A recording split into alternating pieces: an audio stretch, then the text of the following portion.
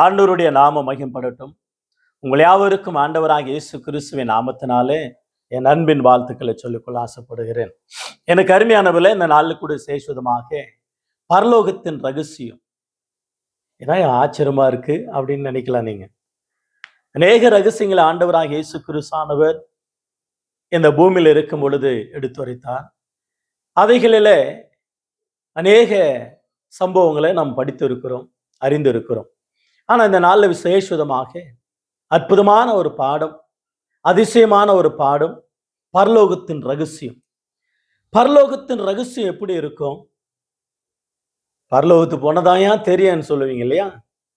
பரலோகத்திற்கு போவதற்கு முன்னதாகவே அவைகள் எப்படி இருக்கும், எப்படிப்பட்டவைகள், யாருக்கு கிடைக்கும், என்ன என்பது குறித்து பைபிள் அழகாக நமக்கு எடுத்துரைக்கிறதை பார்க்கிறோம். எனவே பரலோகத்தின் ரகசியம் லூக்கா எழுதின சுவிசேஷம் 12ஆம் அதிகாரத்தில் வாசிக்கிறோம். 2ஆம் வசனத்துல, வெளியாக்கப்படாத மறைப்பொருளும் இல்லை, அறியப்படாத ரகசியமும் இல்லை என்று வேதம் சொல்லுகிறது. லூக்கா 12:2. ஆகவே பரலோகத்தின் ரகசியம் அப்படின்னா பரலோகத்தின் ரகசியம் என்று நாம் யோசிக்க கூடும்.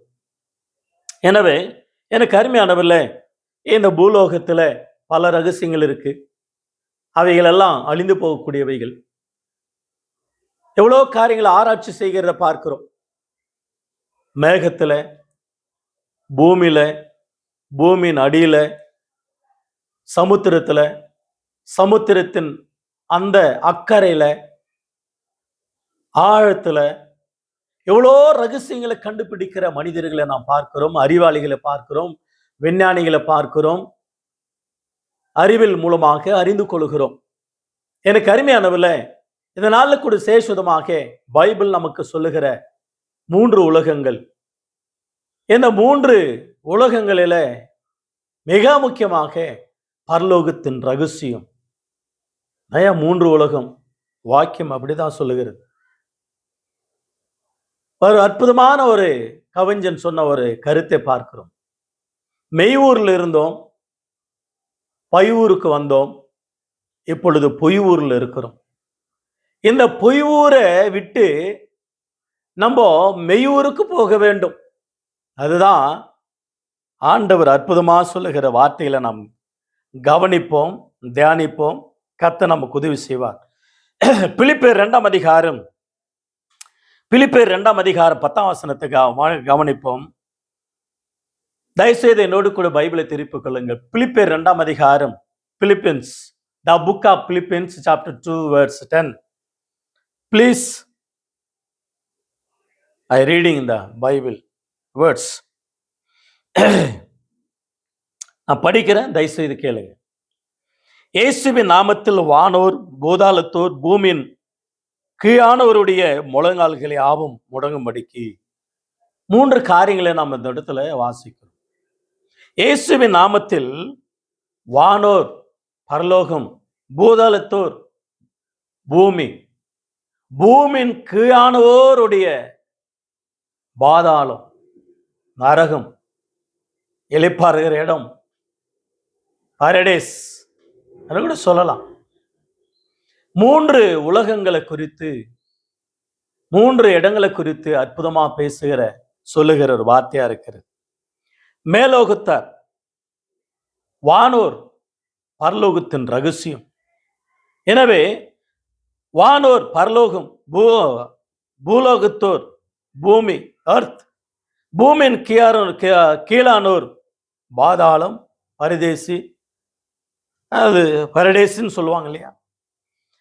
அற்புதமாக அந்த 3 இடத்துல இருக்கிறவர்களும் இயேசுவின் நாமத்துல முழங்கால் படிட்டு, இயேசுவின் நாமத்தை அறிக்கை செய்து, அவருடைய நாமத்துக்கு மகிமையாக ரட்சிக்கப்படுவார்கள், அறிக்கை செய்வார்கள். அற்புதமான ஒரு வார்த்தையை நாம் வாசிக்கிறோம். இந்த பரலோகத்துக்கு போகணும், மேலோகத்துக்கு போகணும். பூலோகத்திலிருந்து அந்த மேலோகமாகிய வானோர் ஆகிய பரலோகம், அந்த பரலோகம் எப்படி இருக்கும், அதனுடைய ரகசியம் என்ன என்பது குறித்து சொல்லப்படுகிற காரியங்கள். ஏசாயா 7ஆம் அதிகாரம் 11-12 கூட இன்னொரு உலகம் உண்டு உண்டு என்று அந்த வாக்கியங்கள் எடுத்து வருகிறவர்கள் உண்டு. ஆனா அதையும் பூமி குறித்து தான் சொல்லப்படுகிறது, மேலோகத்து குறித்து தான் சொல்லப்படுகிற வாக்கியங்களாகவே தென்படுகிறத நான் பார்க்கிறோம். ஏசாயா புஸ்தகம் 7ஆம் அதிகாரம், ஏசாயா புஸ்தகம் 7ஆம் அதிகாரம் வசனம் 10-11 ஆகிய வசனங்கள். 11-12. நீ உன் தேவனாகிய கர்த்தரிடத்தில் ஒரு அடையாளத்தை வேண்டிக்கொள், அது ஆழத்திலிருந்து ஆகிலும் உன்னதத்திலிருந்து ஆகிலும் உண்டாக கேட்டுக்கொள் என்று சொன்னான். ஆகாசோ நான் கேட்க மாட்டேன், நான் கர்த்தரை பரீட்சை செய்ய மாட்டேன் என்றான். ஆழத்திலிருந்து அல்லது உன்னதத்திலிருந்து. இது வேறொரு உலகம்னு சொல்றாங்க, அப்படியெல்லாம் இல்லை, உன்னதம், பரலோகம். எனவே எனக்கு அருமையானவர்களே, 2 கொரிந்தியர் புஸ்தகத்தை நாம் திருப்பிக் கொள்ளுவோம். 2 கொரிந்தியர் புஸ்தகம் 12ஆம் அதிகாரம் 2ஆம் வசனம் 3ஆம் வசனம். அப்போஸ்தலன் பவுலானவர் அற்புதமாக அவர் தரிசனம் காண்கிறார். அந்த நேரத்தில் அவர் சொல்லுகிற ஒரு வார்த்தையை கவனித்து பாருங்கள். 2 கொரிந்தியர் 12ஆம் அதிகாரம் 2-3. கிறிஸ்துவுக்குள் ஒரு மனுஷன் அறிவேன், அவன் 14 வருஷத்திற்கு முன்னே 3ஆம் வானம் வரைக்கும் எடுத்துக்கொள்ளப்பட்டான். அவன் சரீரத்தில் இருந்தானோ சரீரத்துக்கு புறம்பே இருந்தானோ அதை அறியன், தேவன் அறிவார். அந்த மனுஷன் பரிதேசுக்குள் எடுக்கப்பட்டு மனுஷர் பேசப்படாததும் வாக்கு கெட்டாததும் ஆகிய வார்த்தைகளை கேட்டான் என்று அறிந்திருக்கிறேன். அந்த மனுஷன் பரிதேசுக்குள்ளாக. 2ஆம் வசனத்துல 3ஆம் வானம், பரலோகம் 3வது வானமாக இந்த இடத்துல வர்ணித்து பேசுகிறார். பரலோகத்துக்கு எடுத்துக்கொள்ளப்பட்டார், தரிசனங்களை அவர் பேசுகிறார். நாம் வாழ்கிறது பூமியில, நாம் மரித்தால் போகிற இடம் பரலோகம், மறந்து விடக்கூடாது. நரகம் போகக்கூடாது என்பது குறித்து தான் இந்த செய்தி முக்கியமாக இருக்கிறத பார்க்கிறோம். அங்கே நரகத்துல வேதனை உண்டு. நரகத்துல மனிதன் படுகிற வேதனை ஆண்டவராகிய தேவன் எழுதி வைத்தார். மார்க் 9ஆம் அதிகாரம் 44 வாசிக்கிறோம். ஆண்டவராகிய இயேசுவை ஏற்றுக்கொள்ளாதவர்கள், இயேசுவின் நாமத்தில் ஞானஸ்நானம் பெறாதவர்கள், சபையில சேர்க்கப்படாதவர்கள், அவர்கள் போகிற இடம் எப்படிப்பட்டது என்றால், மார்க் 9ஆம் அதிகாரம் 44. அங்கே அவர்கள் புழு சாவாமலும் அக்கினி அவியாமலும் இருக்கும். வசனம் 46. அங்கே அவர்கள் புழு சாவாமலும் அக்கினி அவியாமலும் இருக்கும். 48ஆம் வசனம். அங்கே அவர்கள் புழு சாவாமலும் அக்கினி அவியாமலும் இருக்கும். அவர்களுடைய வேதனை அங்கே எரிந்து கொண்டே இருக்கிற ஒரு பெரிய காட்சியை குறித்து சொல்லுகிறார். நரகத்துல எப்படி இருக்கும் அவங்க ஆத்மா, அது அழிவே அழியாது. அவங்களுக்கு இருக்கிற வேதனை அக்கினி கடலில் 2ஆம் மரணமாக்கி அக்கினி கடலில் தள்ளப்படுவார்கள். வெளிப்படுத்தின விசேஷத்தில் வாசிக்கிறோம் இல்லையா? அந்த இடத்துல அவர்கள் படுகிற வேதனைகள் எப்படி இருக்கும் என்பது குறித்து ஆண்டவர் எழுதி வைத்த வேத வசனத்தை நாம் படித்தோம். லூக்கா எழுதின சுவிசேஷம் 16ஆம் அதிகாரம் 19 முதல் 31 வசனங்கள். லூக்கா 16ஆம் அதிகாரம் 19 முதல் 31 வசனங்கள். ஐஸ்வர்யன் குறித்தும் லாசரு குறித்தும் உங்களுக்கு நன்றாக தெரியும். ஐஸ்வர்யவன் சம்பீரமாய் வாழ்ந்தான் அனுதினமும். அவன் ஒரு நாள் மரித்து அடக்கம் பண்ணப்பட்டான். அவன் வாசல் அருகே தரித்திரனாக வாழ்ந்த லாசர் ஒரு நாள் மரித்தான். தேவதூதர் மூலமாக ஆபிரகாம் மடியில விடப்பட்டான். அந்த பாதாளத்தில் அவன் வேதனைப்படுகிறதே தாங்க முடியாமல் கண்களை வேறெடுத்து பார்த்தால் பரதேசில இளைப்பாறுகிற இடத்துல ஆபிரகாம் மடியில லாசரை பார்க்கிறான். அப்பா ஆபிரகாமே, தகப்பனே, எனக்கு உதவி செய். என் நாவு வறண்டு போகிறது. லாசருடைய விரல்ல தண்ணீரை தொட்டு ஒரு சுட்டு விட்டா போதும். அந்த அளவுல வேதனையோடு இருக்கிறேன், எனக்கு உதவி செய்யும் கதறுகிறார். இங்கிருந்து அங்க வர முடியாது, அங்கிருந்து இங்க வர முடியாது, நமக்கு நடுவாக பெரும் பிளவு உண்டாயிருக்கிறது என்று சொல்லுகிறார். நீ பூமியில சம்பிரமாய் வாழ்ந்தாய், அனுதினமும் சுகமா வாழ்ந்தாய், இப்பொழுது வேதனை அனுபவித்துக் கொண்டு இருக்கிறார். லாசரு அவன் அங்க வருத்தத்தையும் வேதனையும் கண்டடைந்தான், இப்பொழுது இங்கே தேற்றப்படுகிறான் என்று ஆபிரகாம் சொல்லுகிறார். அப்படியானால் எனக்கு 5 சகோதரர்கள் இருக்கிறார்கள், அவர்கள் இந்த வேதனையான இடத்துல வரக்கூடாதபடிக்கு அவர்களுக்கு உதவி செய்யும், லாசர் அனுப்பும், போய் பிரசங்கம் பண்ணட்டும், நரகம் எப்படிப்பட்டதுன்னு சொல்லுவான், பரலோகம் எப்படிப்பட்டது என்று, இளைப்பாறுதல் எப்படிப்பட்டது என்று சொல்லுவான். ஆனா ஆபிரகாம் சொல்லுகிறார், பூமியில மோசேயின் நியாயப்பிரமாணம் உண்டு, தீர்க்கதரிசிகளும் உண்டு, ஊழியக்காரர்களும் உண்டு, அவர்களுடைய வார்த்தை கேட்டு ரட்சிக்கப்பட்டால் இந்த வேதனையான இடத்துக்கு வரமாட்டாங்கப்பா. இல்ல மரித்தோரிலிருந்து போனா ஒருத்தன் நம்புவான், அங்க இருக்கிறவங்கள நம்ப முடியலன்னா மரித்தோரிலிருந்து போனா இப்படி நம்புவார்கள். இன்றைக்கு எத்தனையோ ஊழியர்கள், சபைகள், பிரசங்கங்கள், டிராக்ஸுகள், டிவியில, ரேடியோவில், யூடியூப்ல எத்தனையோ செய்திகள் கடந்து போகிறது. இந்த செய்தியெல்லாம் கேட்க விட்டால், கேட்டு மனம் திரும்ப விட்டால், இல்லை கடவுளே வரட்டும், கடவுள் தான் மனித ரூபமாக செயல்பட்டு கொண்டு இருக்கிறார் என்பதை குறித்து மறந்து விடக்கூடாது. ஆகவே லாசர் அனுப்பு என்று சொல்லுகிறான். அனுப்ப முடியாத ஒரு நிலை, உனக்கு கிடைத்த நேரம், உனக்கு கிடைத்த காலம், உனக்கு கிடைத்த சந்தர்ப்பம், உனக்கு கிடைத்த சமயம், இதே ரட்சண நாள், இதே உனக்கு ரட்சிப்பின் நாள், இன்றைக்கே அனுக்கிரகம், இன்றைக்கே அற்புதமான ரட்சிப்பு உனக்கு. இந்த வாய்ப்பை இழந்து விடாத, நழுவ விடாத. இந்த வாய்ப்பு நல்ல வாய்ப்பு. யோவான் எழுதின சுவிசேஷம், யோவான் எழுதின சுவிசேஷம் 14ஆம் அதிகாரம் 1 முதல் 6 வாக்கியங்களை பார்க்கிறோம். யோவான் எழுதின சுவிசேஷம் 14ஆம் அதிகாரம் 1 முதல் 6 வசனங்கள்.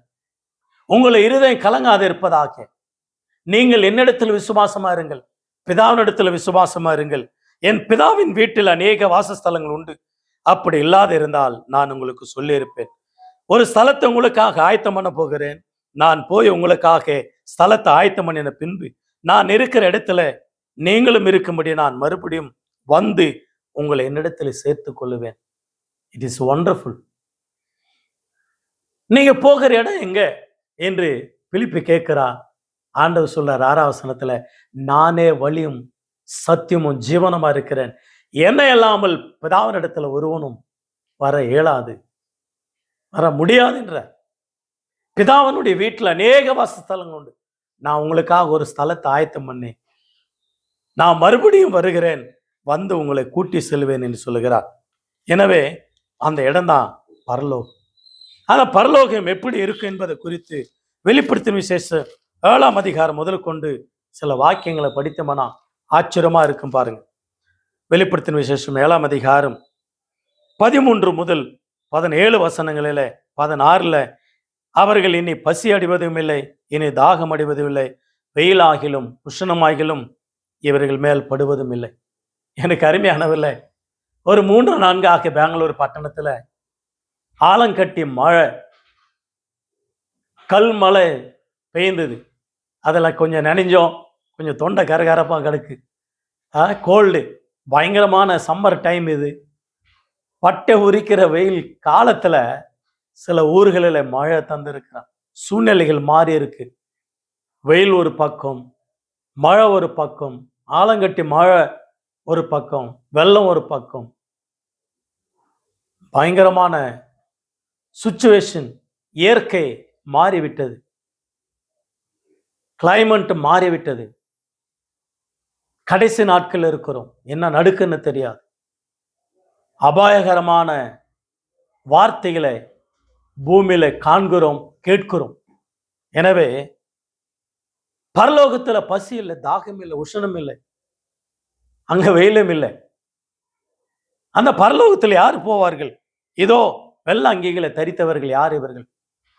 ஆட்டுக்குட்டியானுடைய ரத்தத்துல தோய்க்கப்பட்டு தங்கள் வஸ்திரங்களை வெள்ளையாக்கி பரிசுத்தவான்களாக தேவனுக்காக பக்தி வைராக்கியமாக உபத்திரத்துல உறுதியா நின்றவர்கள் இதோ பரலோகத்துக்கு வந்திருக்கிறார்கள். தேவதூதன் கேட்கிறார், யாரு? யோவான் இவர்கள். எனக்கு தெரியாத ஆண்டவர், உங்களுக்கு தான் தெரியும். அப்போஸ்தலர் 14:22 வாசிக்கிறோம். உபத்திரத்தின் வழியாக பரலோகத்துக்கு வந்தவர்கள். வேதனைகள், துக்கங்கள், பாடுகள், மரணங்கள் இவைகள் மூலமாக விசுவாசத்தில் உறுதியா இருந்து பரலோகத்து வந்த விசுவாசிகள், தேவனுடைய பிள்ளைகள். எனவே வெளிப்படுத்தின விசேஷம் 21 வெளிப்படுத்தின விசேஷம் 21 அது 4 முதல் 27 வசனங்களில் நாம் வாசிக்கிறோம். வெளிப்படுத்தின விசேஷம் 21 அற்புதமான ஒரு வார்த்தைகள் அவைகள் எல்லாம் பாருங்க. 4ஆம் வசனத்துல நீங்க கவனித்து பாருங்க. அவர்களுடைய கண்ணீர் யாவையும் தேவன் துடைப்பார். இனி மரணம் இல்லை, துக்கம் இல்லை, அலறுதல் இல்லை, வருத்தம் இல்லை, முந்தினவைகள் ஒளிந்து போயன என்று விளம்பினது. சிங்காசனத்தில் வீற்றிருக்கிறவர், இதோ நான் சகலத்தையும் புதிதாக்குகிறேன். அங்க வருத்தம் இல்லை, இங்க கண்ணீர், கஷ்டம், வேதனை, துக்கம், பசி. ஆனா பரலோகத்துல ஒன்றும் இல்லை அவைகள். அதுதான் பரலோகத்தின் ரகசியம். அற்புதமாக 17ஆம் வசனத்திலிருந்து நீங்கள் பாருங்களா, 27ஆம் வசனம் வரையும் அந்த பரலோகம் எப்படி இருக்குன்னா, அதன் மதில்கள் அற்புதமா இருக்கும். 19 கூட பாருங்களா, நகரத்தின் மதில் அஸ்திபாரங்கள் சகலவிதமான ரத்தினங்களாலும் அலங்கரிக்கப்பட்டதும், முதலாம் அஸ்திபாரம் வஜ்ர கல்லும், 2வது அஸ்திபாரம் இளநீலும், சந்திரகாந்தும், மரகதும், கோமேதும், பதுமராகும், சுவர்ணரத்தனும், படிக பச்சை, புஷ்பராகும், வைடூரியும், சூனீரும், சுகந்தி இவைகள் அற்புதமாக 12 வாசல்கள். அதோடு கூட 12 வாசல்களும் 12 முத்துக்களா இருந்தன. ஒவ்வொரு வாசலுக்கும் ஒவ்வொரு முத்தா இருந்தது. நகரத்தின் வீதி தெளிவுள்ள பங்கு போல பளிங்கு போல சுத்த பொன்னா இருந்தது. அதுல தேவாலயத்தை நான் காணவில்லை. சர்வ வல்லமுள்ளவர் தேவனாகிய கர்த்தரும் ஆட்டுக்குட்டியானவருமே அதற்கு ஆலயம். நகரத்தில் வெளிச்சம் கொடுக்க சூரியனும் சந்திரனும் அதற்கு வேண்டுவதில்லை. தேவனுடைய மகிமையும் அதை பிரகாசித்தது. ஆட்டுக்குட்டியானவரே அதற்கு விளக்காயிருப்பார். ரட்சிக்கப்பட்ட ஜனங்கள் அதில் நடப்பார்கள். இந்த 27ஆம் வசனத்திலும் தீட்டுள்ளதும் அருவருப்பானதும் அதில் போகாது. ரட்சிக்கப்பட்டவர்கள். பரலோகம் எப்படி இருக்குன்னா தங்கத்தால, அதனுடைய வீதி தங்கத்தால் இருக்கும். வசனம் அற்புதமா சொல்லப்படுகிறது. இதை குறித்து பாடல் ஒண்ணுன்னு இல்லை. ஏழை நான் பொன் வீதியில் உலாவிடுவே, ஏழை நான் பொன் வீதியில் உலாவிடுவே. அற்புதமாக இயேசுவின் புன்முகத்தை நான் பார்ப்பேன், இயேசுவை நான் தரிசிப்பேன். அதான் 22ஆம் அதிகாரத்தில் கூட வாசிக்கிறோம். அற்புதமாக 22ஆம் அதிகாரத்தை பாருங்களேன்.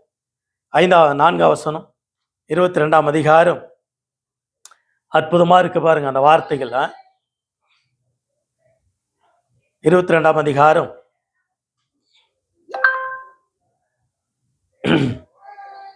வசனம் 3ஆம் வசனம் 4ஆம் வசனம்.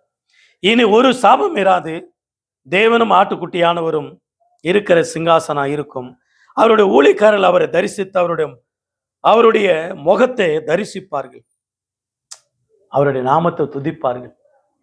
ஆண்டவரை தரிசிப்பேன்.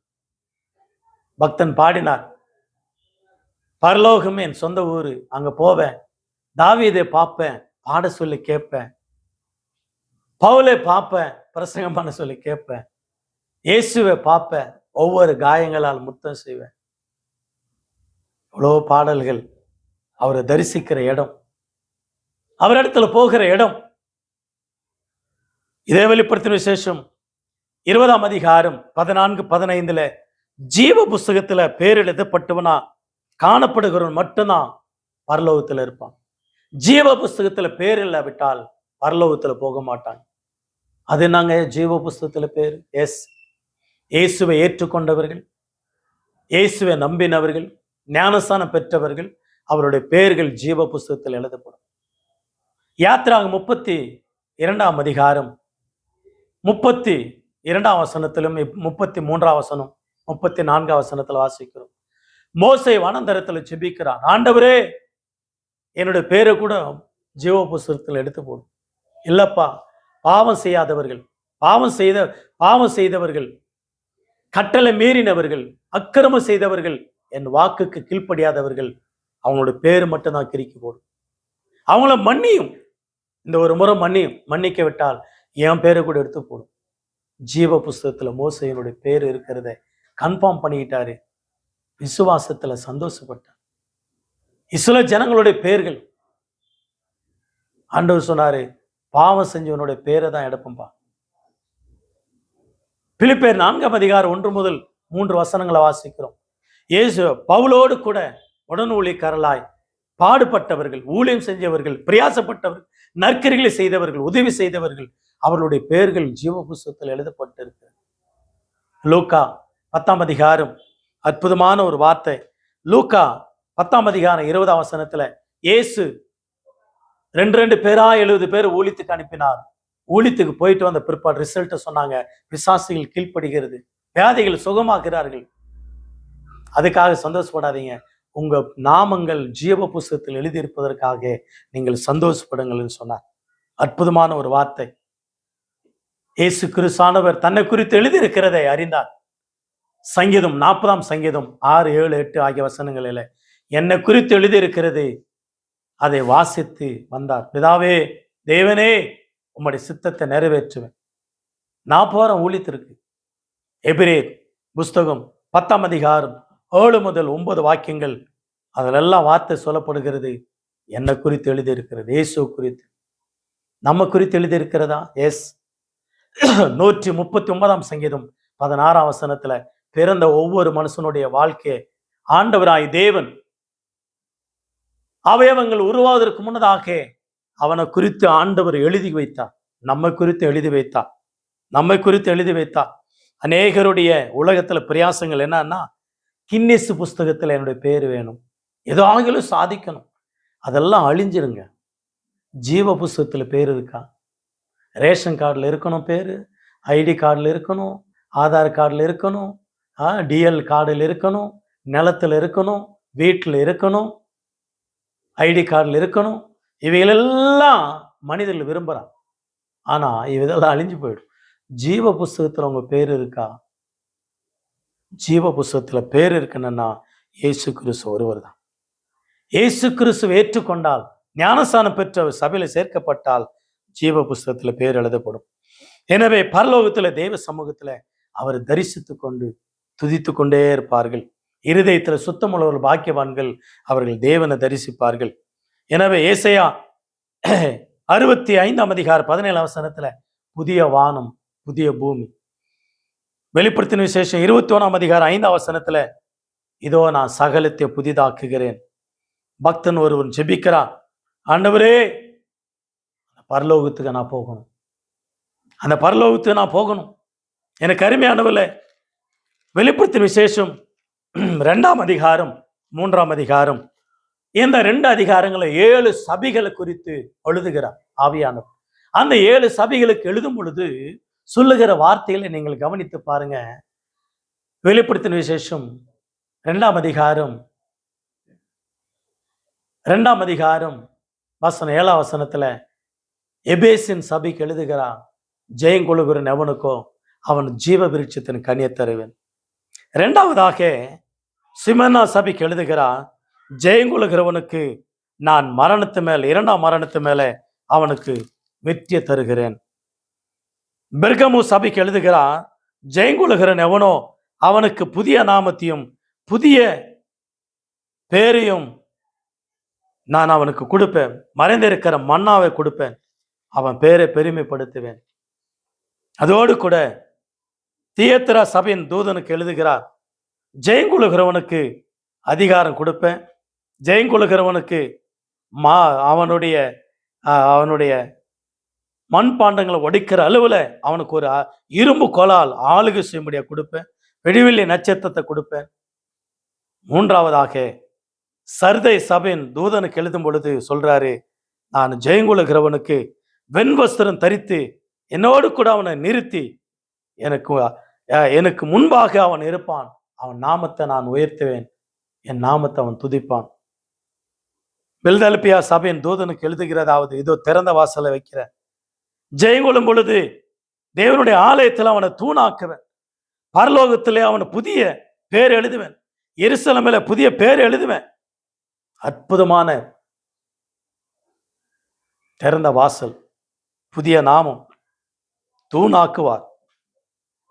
லவோதிக்கா சபையின் தூதனுக்கு எழுதும் பொழுது சொல்றாரு, ஜெயம் கொண்டு வாயானால் நான் பிதாவனுடைய வலது பரிசத்தில் வீற்றிருக்கிற வண்ணமா ஜெயங்கொள்கிறன் எவனோ அவனை என்னோடு கூட சிங்காசனத்தில் வீற்றிருப்பான். ஜெயம், அற்புதமாக ஒரு வார்த்தை. ஆகவே இந்த 7 சபைகளில் அவர்களுக்கு உண்டான அற்புதமாக லவோதிக்கா சபைக்கு அற்புதமாக சொல்லுகிற ஒரு வார்த்தை, ஜெயம் கொண்டால் சிங்காசனம். பரலோகத்தின் ரகசியங்கள். எனக்கு அருமையான கத்தோடுப்பில் நம்முடைய வாழ்க்கையில இயேசுவை ஏற்றுக்கொண்டால், இயேசுவை நம்பினால், இயேசுவை சொந்த ரட்சகராக ஏற்றுக்கொண்டால் அந்த பரலோகத்தின் ரகசியம், அந்த பரலோகத்தில் பங்கடைவான், தேவனை தரிசிப்பான், தேவனோடு கூட இருப்பான். இவைகள் எல்லாம் மாறும், எல்லாம் புதிதாக மாறும், எல்லாம் புதிதாக. அந்த பரலோகத்தை வாஞ்சிக்க வேண்டும். புதிய வாசஸ்தலங்கள் இயேசு வருகிறான், நான் உங்களை மறுபடியும் அழைத்து கொண்டு போவேன், என்னோடு கூட வைத்துக் கொள்வேன் சொல்லுகிறார். அந்த பிதாவாகி தேவனுடைய வார்த்தை கேட்டு பரலோகத்தை வாஞ்சியுங்கள், பரலோகத்து போவதற்கு ஆயத்தப்படுங்கள். கர்த்தர் உங்களை ஆசீர்வதிப்பாராக. ஆண்டவருடைய நாம் மையப்படட்டும்.